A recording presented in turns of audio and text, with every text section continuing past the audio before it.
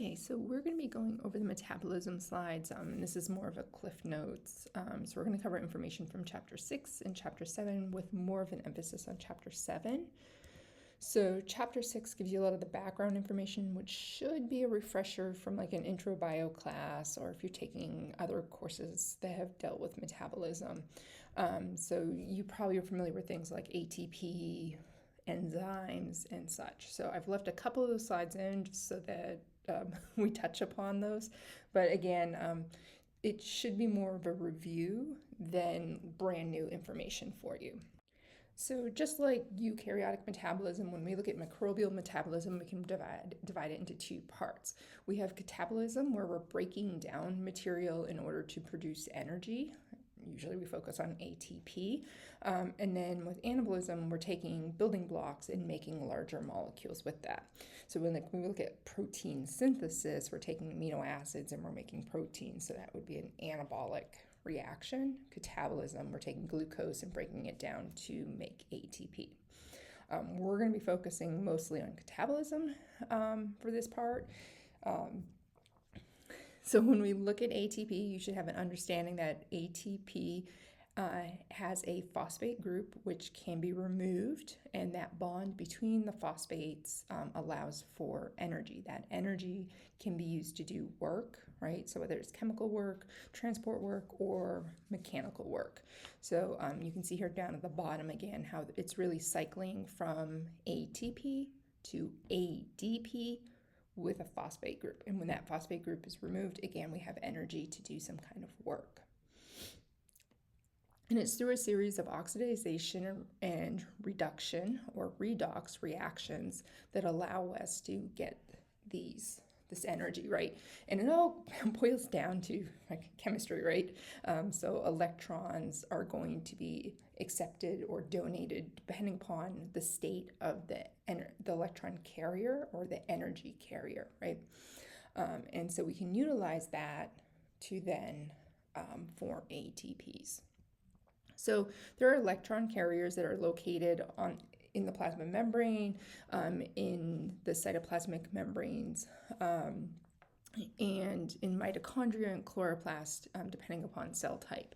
So the electron carriers we're going to be kind of focusing on is NAD, which then becomes NADH, and FAD, which then becomes FADH2. There are obviously additional ones. As you can see here, you will not be asked like, hey, what's the chemical structure of them, or even what the full name of them is, but just in case you were curious. So when we look at biochemical pathways, it is a series of reactions that make up the whole entire pathway. And so when you're looking at this figure here on the right, you'll notice the arrows. With each of those arrows, there's an enzyme that drives that reaction. And we can have pathways that are extremely linear, right? So it's A is your substrate, and then it makes product B. That becomes the substrate for the next reaction so that you can make product C. Product C becomes the substrate for the next reaction, and then you can make product D. We can also have branching pathways. So we see this in colysis, where we end up creating two pyruvates, and each of those pyruvates move through.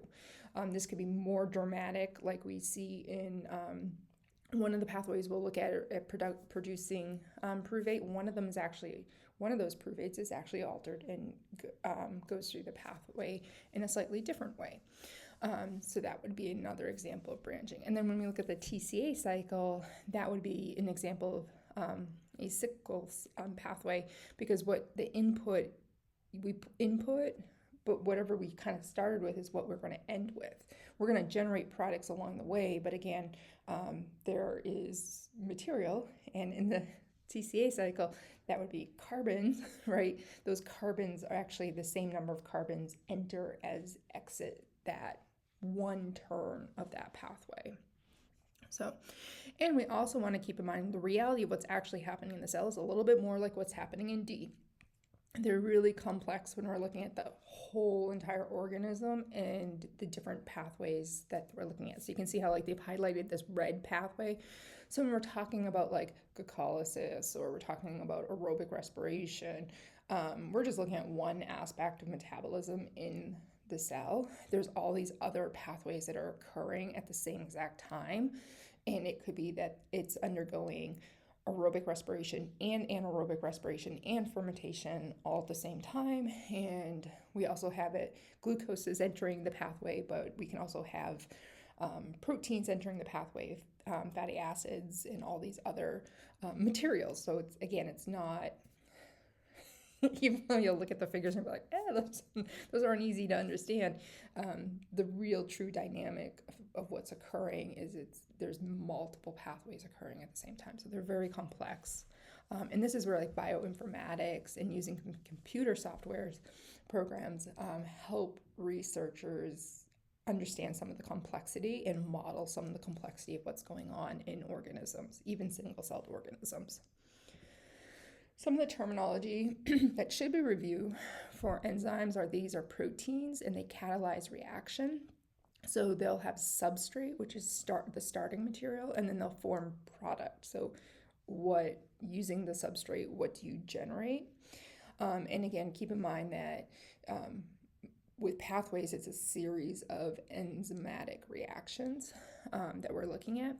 And that we also want to keep in mind that because enzymes are proteins, sometimes it's a complex of proteins. So one protein alone does not necessarily lead to the enzyme being active. And then sometimes there is a protein portion and a non-protein portion. So we'll actually see in our next slide how we can actually have a cofactor, which is a non-protein. Usually it's like an ion that binds to the enzyme, and then that allows it to be functional. So this image here just gives you an idea of some of the structures of the protein. So when we're talking about like an enzyme, again, we can have like an allo enzyme. So that's the protein portion. There may be a cofactor. So again, if you look at that image, we actually have a chemical group that acts that can act as a cofactor. We can also have coenzymes. A lot of different components that contribute to it actually being functional beyond just that protein that we would recognize, like here's the gene for this enzyme. There's other components to it. The whole entire structure with the protein portion with the cofactor is the holoenzyme. And again, just as a review, keep in mind that enzymes reduce the energy that's needed for a reaction to occur. So the reaction would occur if given enough time, but because the enzyme is putting the substrate where it needs to be, orientating how it should be, that reduces the amount of activation energy that's needed for the reaction to occur. As you guys we brainstormed on what do we understand about metabolism and enzymes, you guys came up with a lot of great answers on some of the impacts that can affect enzymes and their ability to function. So things like temperature, pH, concentration. And so you probably remember an enzyme lab from intro bio where you would have altered like the temperature, or you altered the pH, or you altered the concentration. And then you saw how much product was formed and that was changed, right?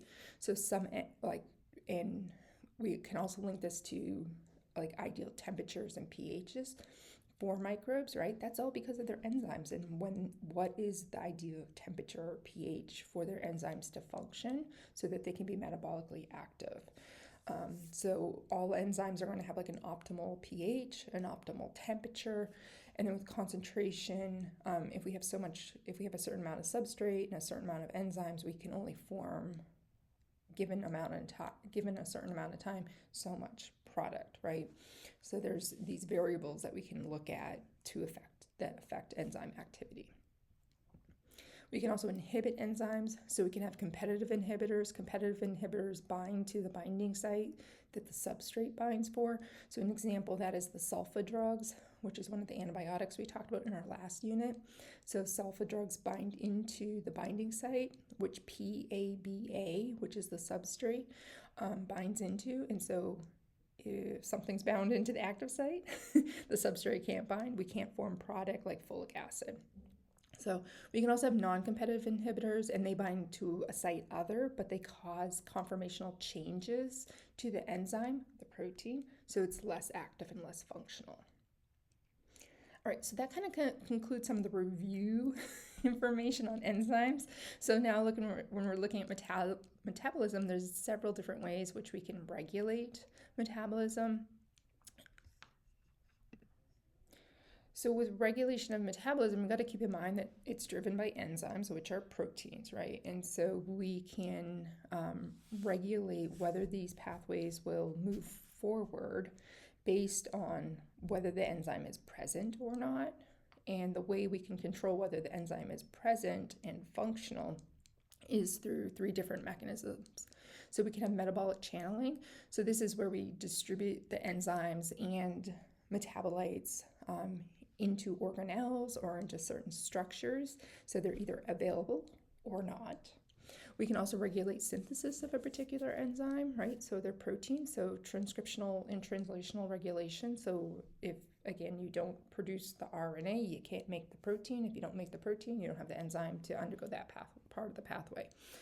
And also direct control. So a lot of proteins are regulated by post-translational modifications, so whether they're phosphorylated or not. So that can you have the protein expressed, but depending upon whether it has a it's phosphorylated or not, it may not be active. When we think about microbes, they have in metabolism, there's 2 kind of major requirements or categories we can put them into based on 2 different factors. So the first factor is really focuses on carbon source. So heterotrophs, they're going to require their carbon source from organic molecules, where autotrophs are able to utilize like carbon dioxide as their carbon source. The other major kind of category is where they're getting their energy.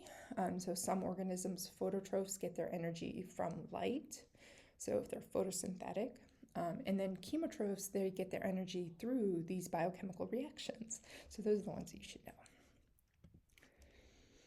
Now, the way that chemoheterotrophs are able to get energy are 3 major pathways: the aerobic respiration, anaerobic respiration, and fermentation. So those are the pathways we'll kind of highlight in this talk. So the difference between aerobic respiration and anaerobic respiration is the final electron acceptor. Okay, so aerobic respiration, oxygen is going to be the final electron acceptor during the electron transport chain. So during the electron transport chain, we're going to pump hydrogens across a membrane, and that causes a concentration gradient, so the hydrogens want to come back in, and the way they come back in is through ATP synthase that turns, and it then makes ATP because it takes the ADP, and that hydrogen provides the energy to add a phosphate group on so that we can make ATP.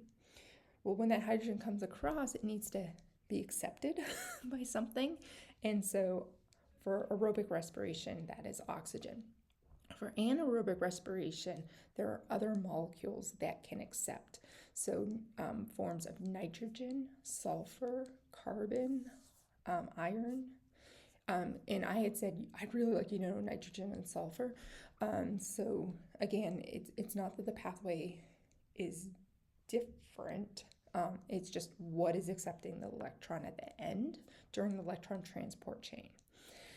Big misconception, especially if you take an anatomy and physiology, we think of anaerobic respiration as fermentation that happens. So like when we're being chased by the woolly mammoth or we're trying to run a marathon, and when our muscles aren't getting enough oxygen, they actually switch on to fermentation and produce lactic acid, so they can produce some ATP. So we'll talk about fermentation later. And sometimes we refer to this as anaerobic respiration. And that's not, from a microbial standpoint and from a biochemical standpoint, fermentation is not anaerobic respiration. Anaerobic respiration is going through glycolysis, then creating acetyl-CoA, going through TCA cycle, and then electron transport chain. So all those steps I just mentioned happen both for aerobic respiration and anaerobic respiration. What's different is the final electron acceptor. There's differences in the amount of ATP that are generated, but you still are generating substantial amount of ATP regardless of your pathway. And keep in mind, there's going to be some bacteria where oxygen is toxic to it, so it's not going to be in an environment where it's going to have oxygen readily available to be an electron acceptor. There's going to be microbes that live in environments that are really anaerobic, right, and have a lot of nitrogen and sulfur present, right? If you're in a thermal vent, there's going to be lots of sulfur components available, so it makes sense to use that as your final electron acceptor. And if you're living in an anaerobic condition, it may be that oxygen is toxic to you. So again, you don't want to be in a situation where you're trying to make ATP, but you're dying because you have oxygen, you have no enzymes to deal with it, okay? But again, the majority of the energy that is produced, the ATP that is produced, is during the electron transport chain, not during the pathway of glycolysis and TCA Krebs cycle. And so you can see in this figure here how, again, what's different here is this, what is your electron acceptor?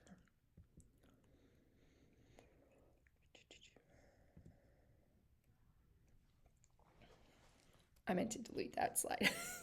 So as I had mentioned, keep in mind that we're going to be talking about a pathway from a glucose-centric view, but keep in mind that other material can enter into the pathway. So you can see in this figure how we have proteins. They can be broken down into amino acids and then generate nitrogen products that then can enter in at different points of our pathway. At the same time, we can have polysaccharides that get broken down to monosaccharides, and we can have saccharides that are not glucose entering into this pathway. We can also have additional other components, but again, they'll enter into different parts of the pathway depending upon the enzymes that are present and kind of what makes sense, right? But we're going to focus on from a glucose point of view.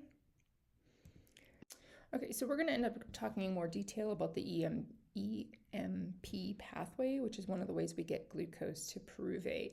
The point of this figure is just to show you that for many of these reactions, they can move in both directions. We can be breaking down glucose, glucolytic, or we could be moving towards producing glucose, glucogenic. Okay, so most of these pathways are amphibolic. So again, they can move in both directions of a breaking down, catabolism, or a building, a synthesizing, anabolism. So as we mentioned with aerobic respiration, we are going to be breaking down glucose and producing pyruvate, converting it to acetyl-CoA, and then going through the TCA cycle to produce energy carriers. Along the way, we produce some ATP. Those carbons get rearranged and end up generating carbon dioxide. And so all of this ends up allowing us to then take those energy carriers and then go into the electron transport chain, where we're going to actually get the production of the majority of the ATP. There are 3 common pathways that are utilized, especially by microbes. Again, the common one that is looked at is the EMP pathway. There's also the EDP pathway, and then there is the PPP, or the pentose phosphate pathway. So different organisms will use different pathways. Some organisms can use multiple pathways, and there's benefits of having multiple different ways in which to convert glucose to pyruvate. So again, for the EMP pathway, this is the most common one that's used by microorganism plants and animals, and it's the one you're probably most familiar with. Okay, And this can occur both in the presence or absence of oxygen, so for both aerobic and anaerobic respiration. And so there's multiple, if you go back to the previous figure, you can see how that glucose gets broken down and you end up generating these 3 carbon molecules, pyruvate, and you generate 2 of those. Now we have to put 2 ATPs into it. So we're actually going to go to the next slide. So here you can see where we put 2 ATPs early on. So that's kind of priming, getting the system going, providing some energy.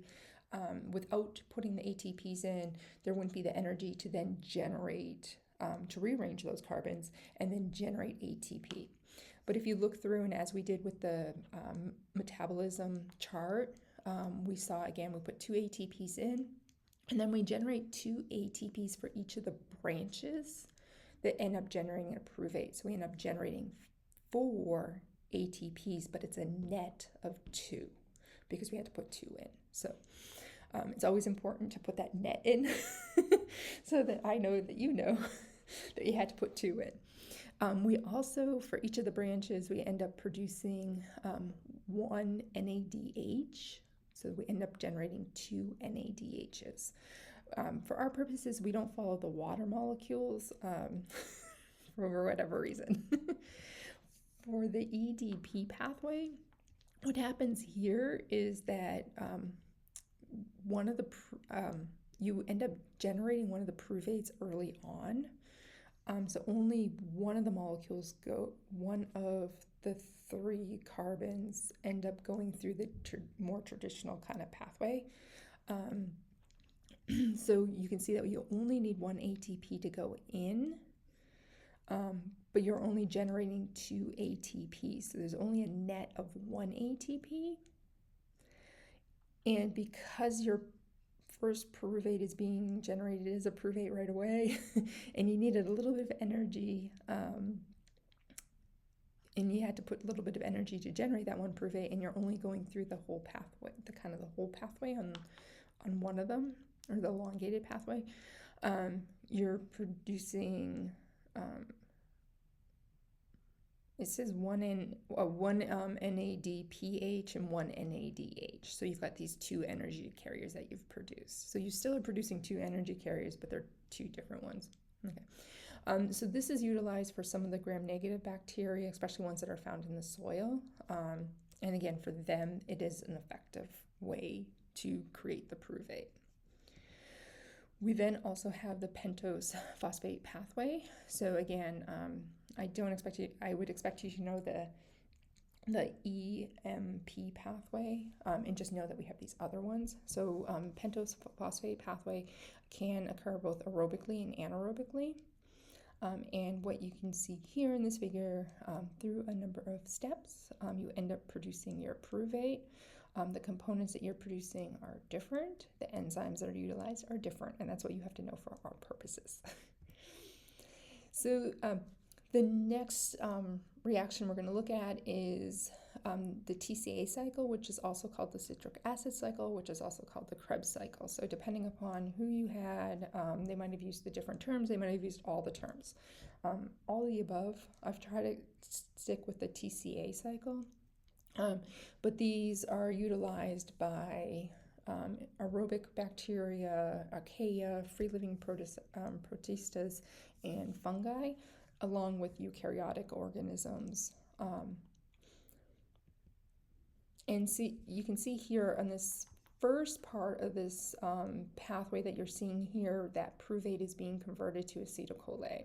Okay, and during that process, you end up producing an NADH and a carbon dioxide. Remember that we actually have 2 pyruvates, so we'd actually do this twice for each glucose molecule going in. This a lot of times is called the linking reaction or pyruvate oxidization. There's some other names that different biochemists use, but just realize that you can't just take pyruvate and go directly into the acetyl-CoA, the TCA cycle. You have to convert it to acetyl-CoA.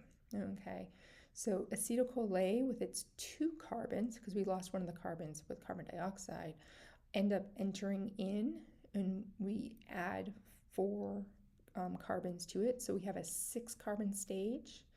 Then we lose one of those carbons through carbon dioxide. At the same time, we produce an NADH. That, because we lost the carbon, we're now in a 5-carbon stage. We then, through a reaction, generate another NADH and another carbon dioxide. So now we're in a 4-carbon state. And then biochemists would be very upset by me, but then what we do is we end up rearranging those carbons. And in that rearranging of the carbon, we can produce an ATP or a GTP, depending upon the organism. We would also produce an FADH2, and we produce another NADH. Okay, and that brings us back to the cycle where we're only having that 4-carbon, but we could add acetyl-CoA to it to make another 6-carbon and continue this cycle. Okay. Keep in mind again, 2 pyruvates are being produced for each glucose molecule. 2 acetyl-CoAs are being produced. So we actually get 2 turns of this.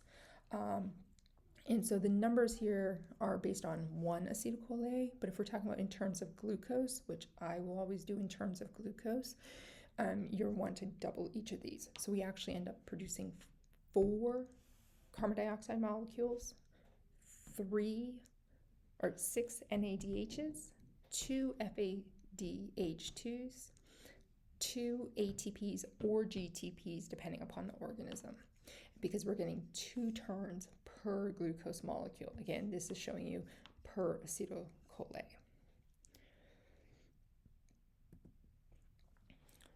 So then what happens is all of these energy carriers that we've produced are able to go into the electron transport system chain, and then we can generate ATP from it. So we've only generated 4 ATPs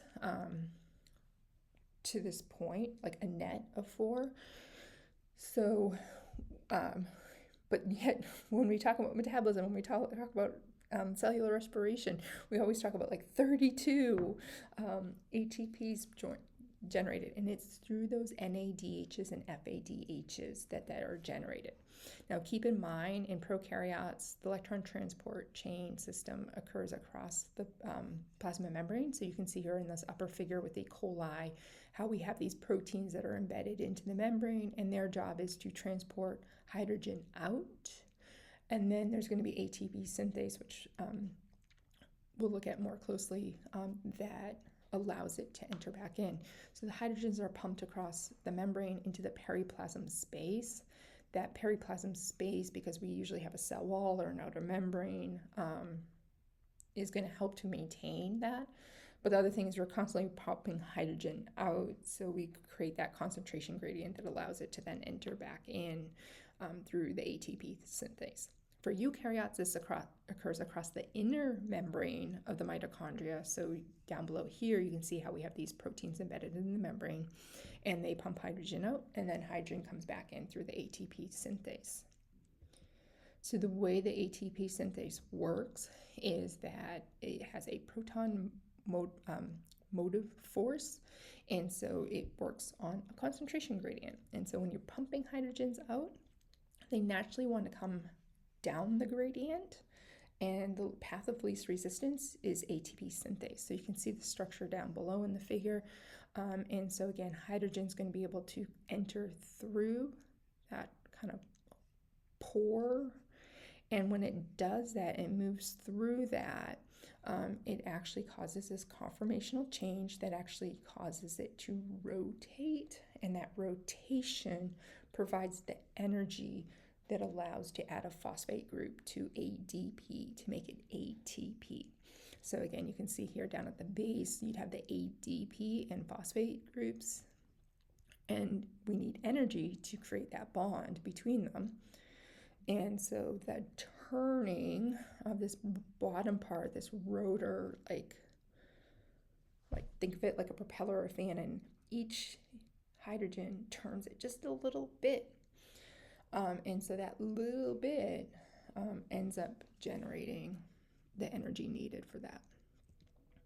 So when we look at these energy carriers that we've created along the way, the NADH, the FADH2, you can see here the ones that are generated, the different pathways like glycolysis, like that linking reaction between pyruvate and acetyl-CoA, and the ones that are produced during the TCA cycle.